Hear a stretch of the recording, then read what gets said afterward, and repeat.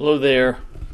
It's time for our daily Gospels. We're in the book of Matthew. This is the second chapter of Matthew.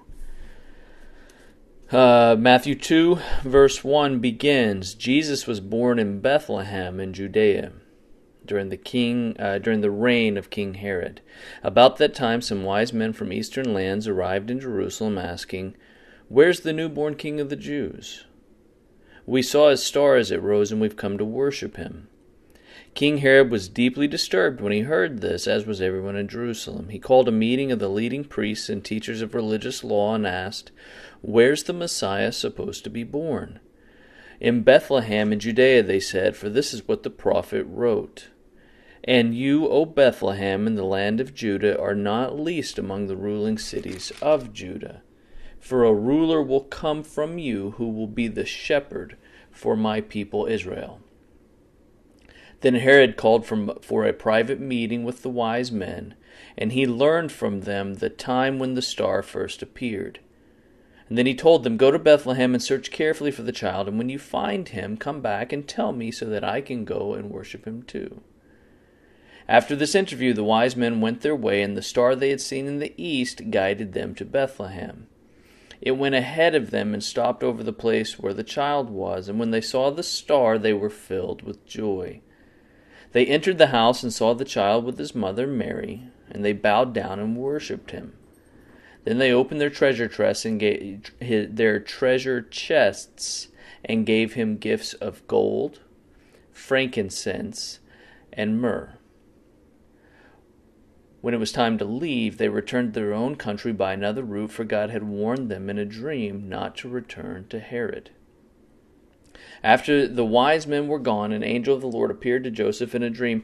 "Get up, flee to Egypt with the child and his mother," the angel said. "Stay there until I tell you to return, because Herod is going to search for the child to kill him." That night, Joseph left for Egypt with the child and Mary his mother, and they stayed there until Herod's death. This fulfilled what the Lord had spoken through the prophet, "I called my son out of Egypt." Herod was furious when he realized that the wise men had outwitted him. He sent soldiers to kill all the boys in and around Bethlehem who were 2 years old and under, based on the wise men's report of the star's first appearance. Herod's brutal action fulfilled what God had spoken through the prophet Jeremiah. A cry was heard in Ramah. Weeping and great mourning, Rachel weeps for her children, refusing to be comforted, for they are dead. When Herod died, an angel of the Lord appeared in a dream to Joseph in Egypt. "Get up," the angel said. "Take the child and his mother back to the land of Israel, because those who were trying to kill the child are dead." So Joseph got up and returned to the land of Israel with Jesus and his mother. But when he learned that the new ruler of Judea was Herod's son Archelaus, he was afraid to go there. Then, after being warned in a dream, he left for the region of Galilee. So the family went and lived in a town called Nazareth. This fulfilled what the prophets had said: "He will be called a Nazarene."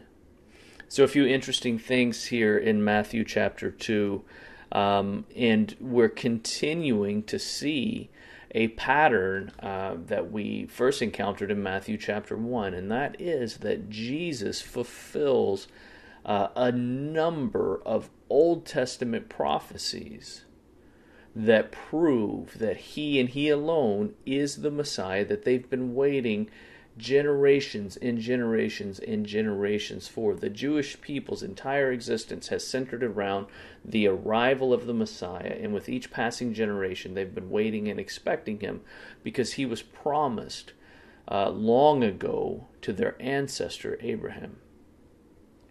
Jesus is the only one who fulfills these prophecies. We saw that in his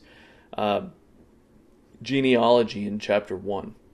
We saw that he's not only a descendant of Abraham, we saw that he's a descendant of King David. We see here how he fulfills a prophecy about being called out of Egypt. We see here that he fulfills a prophecy about being a Nazarene, someone from Nazareth. And so Matthew is really establishing for his reader the authenticity of Jesus's messiahship.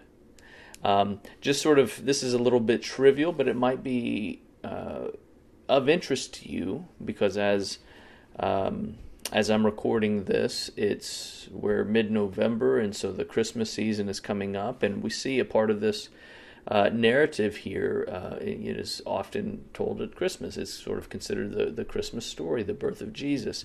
And we see that the wise men who come and worship Jesus, they're always portrayed as three wise men in the nativity scene, and in the pageants, and in the just kind of the festivities and the different retellings of this story around Christmas time.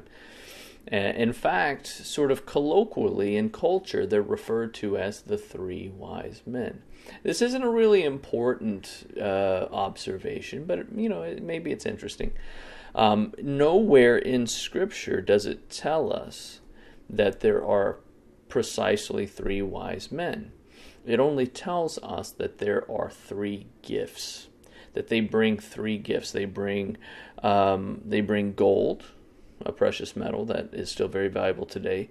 They bring frankincense and myrrh, which are, at this time especially, highly valuable fragrances and spices. And it just doesn't say that there's three wise men. And so next time you see a nativity scene and you see three wise men depicted there, you think about that. There might have been only three. We just don't know that for sure. So hopefully you've enjoyed Matthew chapter 2. God bless you. Looking forward to Matthew chapter 3. And before I go, let me just clarify. We're going to be doing these 5 days a week. I want to leave a pause there so that you get a break, and so that if anybody misses a day, you've got a little time over the weekend to catch up. So Monday through Friday is the plan for these daily gospel videos. Thanks so much. God bless.